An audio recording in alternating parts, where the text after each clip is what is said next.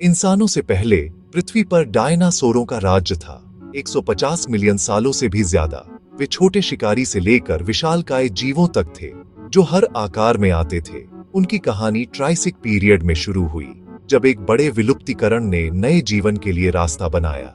Dinosaur तेज, फुर्तीले और सीधे चलते थे, जिससे वे प्रतिद्वंद्वियों से आगे निकल गए। जल्द ही वे पृथ्वी के सबसे प्रमुख जीवन रूप बन गए।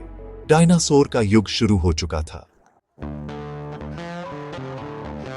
जुरासिक पीरियड ने डायनासोर के स्वर्णिम युग को चिह्नित किया। जैसे ही पैंजिया विभाजित हुआ, नए आवास और जलवायु उभरे, जिससे डायनासोर के विकास को बढ़ावा मिला। ब्रेकियोसॉरस और डिप्लोडोकस जैसे सौरोपॉड अब तक के सबसे बड़े भूमि जानवर बन गए। पेड़ों की पत्तियों तक पहुंचने के लिए लंबी गर्दन का उपयोग करते थे। उनके विशाल आकार ने सुरक्षा प्रदान की, और वे सुरक्षा के लिए झुंडों में चलते थे। उनके साथ एलोसॉरस जैसे शिकारी झुंडों में शिकार करते थे, युवा या कमजोरों का शिकार करते थे। जीवाश्मों से पता चलता है कि शिकारियों और दिग्गजों के बीच भयंकर युद्ध हुए। जुरासिक दुनिया एक गतिशील इकोसिस्टम थी, जिसमें बख्तरबंद स्टेगोसॉरस और फुर्तीले पौधे खाने वाले भी पनपते थे। डायनासोर ने हर जगह अपनी जगह बनाई, छोटे स्कैवेंजर्स से लेकर विशाल शाकाहारी और शीर्ष शिकारियों तक। उनकी विविधता और अनुकूलन क्षमता ने उन्हें भूमि के निर्विवाद शासक बना दिया। जुरासिक दिग्गजों, शिकारियों और अंतहीन विविधता का समय था। पृथ्वी पर जीवन इतना शानदार कभी नहीं रहा था। क्रेटेशियस पीरियड, जो 185 मिलियन साल पहले शुरू हुआ था, डायनासोर के लिए अंतिम अध्याय था। जैसे जैसे महाद्वीप अलग होते गए, अलगाव में नई प्रजातियां विकसित हुईं, जिससे विविधता बढ़ी। फूल वाले पौधे दिखाई दिए, जिससे परिदृश्य और आहार बदल गए। हेड्रोसॉर जैसे शाकाहारी जानवरों ने कठोर वनस्पति खाने के लिए जटिल दांत विकसित किए और विशाल झुंड बनाए। ट्राइसेराटॉप्स जैसे सेराटॉप्सियन ने बचाव और प्रदर्शन के लिए सींगों और फ्रिल्स का इस्तेमाल किया।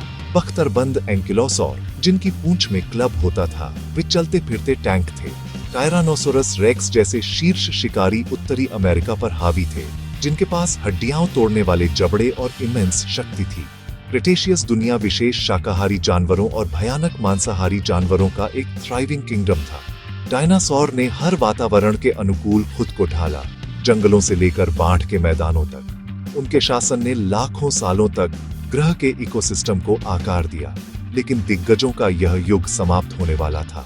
दुनिया तबाही के कगार पर थी। 66 मिलियन साल पहले आपदा आ गई। एक विशाल एस्ट्रॉयड आज के मेक्सिको में टकराया, जिससे कल्पना से परे ऊर्जा निकली। इस टक्कर से चट्टानें वाष्पीकृत हो गईं, पूरे महाद्वीपों में शॉक वेव्स फैल गई और वैश्विक जंगल की आग लग गई। धूल और मलबा सूरज की रोशनी को रोक दिया, जिससे पृथ्वी अंधेरे और अत्यधिक ठंडे तापमान में डूब गए। पौधे मर गए, जिससे खाद्य श्रृंखला टूट गई। शाकाहारी जानवर भूख से मर गए। उसके बाद शिकारी भी मर गए। सभी प्रजातियों का 3/4 हिस्सा गायब हो गया, जिसमें सभी गैर एवियन डायनासोर भी शामिल थे। इस घटना के सबूत एक वैश्विक इरिडियम समृद्ध मिट्टी की परत और चिकक सुलभ क्रेटर में मिलते हैं। एस्टेरॉयड प्रभाव सिद्धांत अब डायनासोर के विलुप्त होने का कारण माना जाता है। डायनासोर का युग एक ही कैटास्ट्रोफिक पल में समाप्त हो गया, लेकिन उनकी कहानी पूरी तरह से खत्म नहीं हुई थी। पृथ्वी पर जीवन कभी भी पहले जैसा नहीं होगा। सारे डायनासोर गायब नहीं हुए, एक समूह बच गया। पक्षी। आज हर पक्षी एक जीवित डायनासोर है, जिसमें पंख और खोखली हड्डियां जैसी विशेषताएं होती हैं। डायनासोर की विरासत आधुनिक विज्ञान में जीवित है, जो हमें विकास, विलुप्त होने और लचीलेपन के बारे में सिखाती है।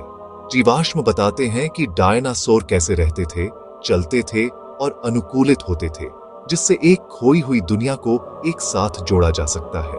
उनका विलुप्त होना हमें याद दिलाता है कि अचानक बदलाव के सामने जीवन कितना नाजुक हो सकता है। डायनासोर ने स्तनधारियों के विकास को आकार दिया, जिसमें हमारे अपने पूर्वज भी शामिल हैं। आज हम जिस ऊर्जा का उपयोग करते हैं, वह भी आंशिक रूप से उनके युग के प्राचीन जीवन से आती है। डायनासोर की कहानी पृथ्वी के इतिहास में बुनी हुई है। उनका अध्ययन करके हम अपने ग्रह और खुद के बारे में सीखते हैं। उनका शासन खत्म हो गया होगा, लेकिन उनकी विरासत बनी हुई है।